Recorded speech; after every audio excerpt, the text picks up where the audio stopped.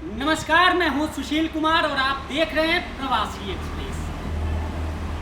एक देश, एक संविधान और एक विधान की बात कर भारतीय जनता पार्टी केंद्र में और प्रदेश में सत्तासीन तो हो गई, लेकिन क्या वास्तव में एक संविधान और एक विधान का नारा सफल हो पा रहा है? हम हरियाणा की बात करते हैं और हरियाणा का एक गुरुग्राम है और आपके सामने तस्वीरें चल रही हैं। आप देख सकते हैं इन तस्वीरों को। ये तस्वीरें आजकल आम है और आमूमन जो गुरुग्राम के अधिकारी हैं वो इन कॉलोनियों में जाते हैं, उन इलाकों में जाते हैं और वहाँ जाकर वो तोड़ फोड़ करते हैं। अर्थात जो मकान बना होता है उस पे उसको तोड़ देते हैं, उस पे उसको ज़मींदोज कर देते हैं। ये इक्का दुक्का नहीं, बल्कि जब से आर.एस. भाट यहाँ ज्वाइन किए हैं उनका लगातार ये अभियान चल रहा है और उन इलाकों में उन लोगों को टारगेट करते हैं जो खासकर 50 गज या 25 गज या 100 गज का मकान बनाते हैं, चाहे वो किसी कॉलोनी की का जिक्र हम क्यों ना करें। लेकिन अब आप एक और तस्वीर देखिए अपने सामने।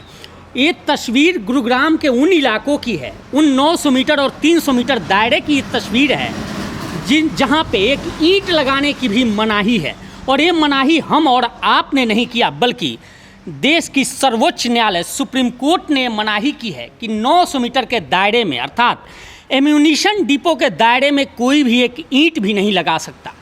लेकिन जब इन तस्वीरों को आप देखते हैं, आप देखिए कि ये 5-5 मंजिल की इमारतें यहाँ बनी हैं, फ्लैट्स बने हैं और एक दो नहीं बल्कि सैकड़ों की संख्या में ऐसी बिल्डिंगें बनकर तैयार हैं और कुछ तो बिल्डिंग्स अभी बन रही है, यानी कंस्ट्रक्शन अभी चालू है। तो अब हमने शुरू में जिस तरह बताया कि एक संविधान और एक विधान की बात, तो आखिर यह दोहरा रवैया क्यों अपनाया जा रहा है? क्यों कानून के साथ ये लोग खिलवाड़ कर रहे हैं? आखिर वे प्रवासी, वे गरीब जो अपनी मेहनत से 25 या 50 गज या 100 गज का टुकड़ा कहीं खरीदते हैं और अपनी गाढ़ी कमाई लगाकर अपने जेवर गिरवी रखकर उस मकान को बनाते हैं, ये मकान एक दिन में तैयार नहीं होता। जबकि जब वो शुरू करते हैं उस वक्त कोई भी अधिकारी का कोई अमला वहाँ पहुँचता नहीं है, लेकिन जैसे ही वो मकान बनकर तैयार होता है वहाँ बुलडोजर और जेसीबी समेत अधिकारी पहुँच जाते हैं, उसको ज़मींदोज कर देते हैं। जबकि इन्हीं अधिकारियों की नाक के नीचे ऐसी हज़ारों बिल्डिंगें बन रही हैं अभी और बनकर तैयार हैं, जो आपकी स्क्रीन पर दिख रही हैं। उन पर कार्रवाई के नाम पर इनके हाथ पांव फूल जाते हैं। आखिर ये दोहरा रवैया क्यों अपनाया जा रहा है? क्यों प्रवासियों के साथ भेदभाव किया जा रहा है? इस पे सरकार भी चुप है और निगम के अधिकारी भी चुप हैं। इस संदर्भ में हमने जो पीआरओ हैं निगम के, उनसे बात की तो उन्होंने कहा कि इस पूरे मामले पर आर.एस. भाट या कमिश्नर साहब ही बोल सकते हैं, लेकिन जो संज्ञान में आता है उस पर कार्रवाई होती है। हमने दिखाया उन्हें कि किस तरह से देखें वो कि 5-5 मंजिल इमारत बनी हुई है, लिफ्ट भी लगी हुई है, लेकिन वे लोग बिना नक्शा, बिना सब कुछ पास, बिना करवाए वो काम कर रहे हैं, मकान बनाए हैं, पर उन पर कोई कार्रवाई नहीं होती है। दोहरा ये भेदभाव आखिर गुरुग्राम में क्यों हो रहा है? इस संदर्भ में हमने एक सामाजिक कार्यकर्ता हैं, उनसे बात करने की कोशिश की। आइए इनसे जानते हैं कि आखिर ये भेदभाव क्यों अपनाया जा रहा है। बिल्कुल सुशील जी, आज मैंने नगर निगम कमिश्नर को एक व्हाट्सएप के माध्यम से एक मैसेज दिया कि आपके गुरुग्राम, एक न्यूज पढ़कर कि राव इंद्रजीत सिंह जो हमारे केंद्रीय मंत्री हैं, उन्होंने कहा नगर निगम का खजाना खाली होगा।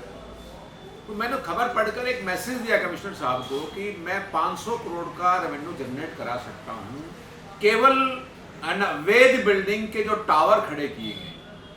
टावर का मतलब ये है कि जो लाइसेंस ही नहीं है, ना उनके नक्शे पास हैं, उनके मैं गिनवा सकता हूँ, मेरे टिप्स पर हैं। आप स्टार्ट हो जाइए गुड़गांव के बॉर्डर से,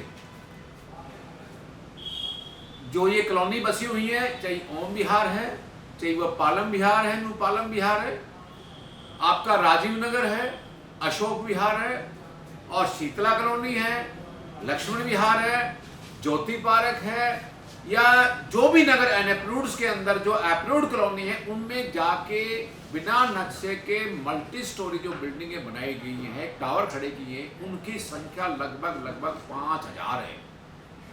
और जिनके अंदर जो एक रेवेन्यू जनरेट होना था, गवर्नमेंट के पास जो फीस जानी थी, वो सफिशिएंट था हमारे गुड़गांव के कामकाज कराने के लिए, लेकिन वो उन अधिकारियों की जेब में चला गया जो अधिकारी यहाँ बैठे हुए हैं, आज भी मैं ज्वाइंट कमिश्नर श्री गर्ग से मिलके आजिंदर गर्ग से मैंने कहा, मगर सर मैं आपको चलिए मैं दिखाता हूँ।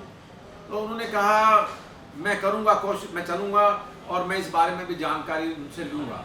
मगर जानकारी तो मैं तो आपसे काफ़ी दिनों से कह रहा हूँ इस बात के बारे में कि ये मल्टी स्टोरी बिल्डिंग कैसे खड़ी हो गई।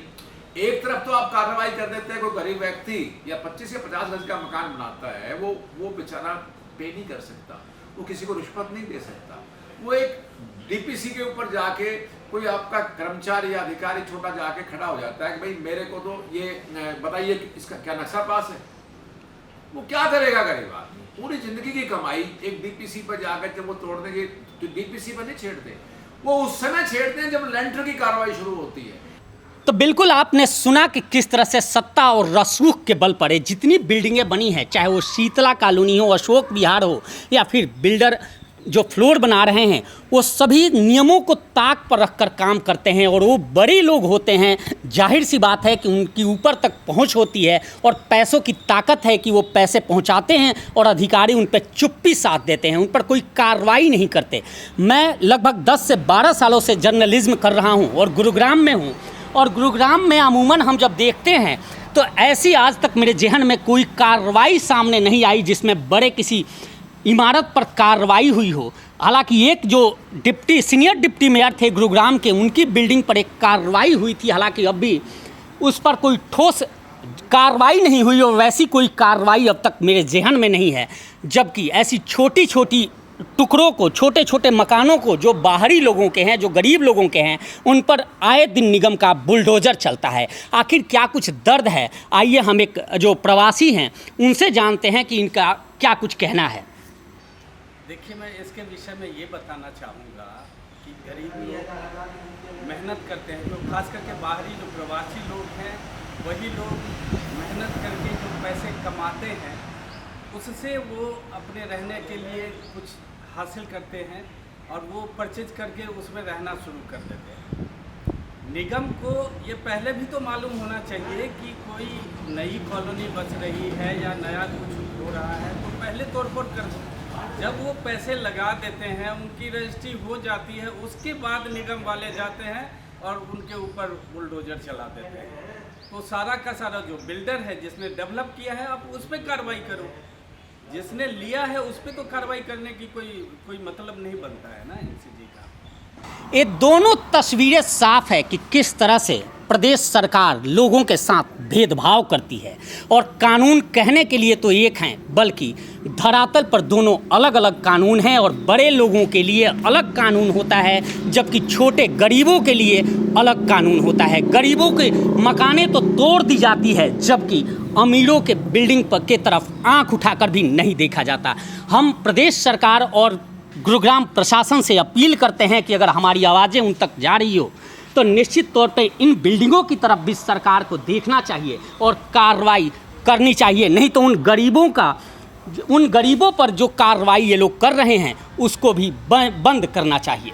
फिलहाल इस पेशकश में इतना ही। देखते रहिए प्रवासी एक्सप्रेस।